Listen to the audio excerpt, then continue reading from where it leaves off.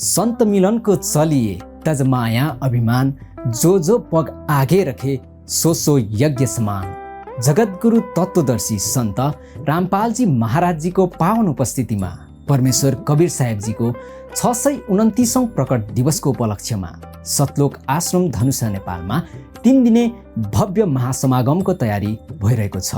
यस पावन घडीमा तपाईँ लगायत तपाईँको परिवारलाई हृदयदेखि नै हार्दिक निमन्त्रणा गर्दछौँ।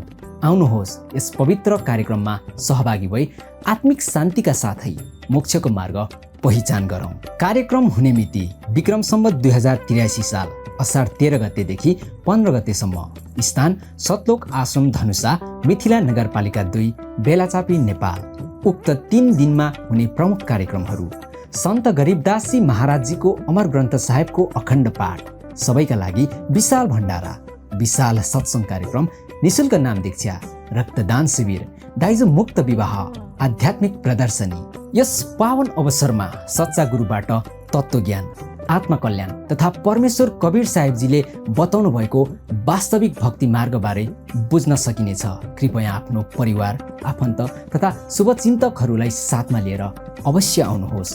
तपाईँको उपस्थितिले यस महासमागमलाई अझ भव्य, सफल र आनन्दमय बनाउनेछ। नमस्कार।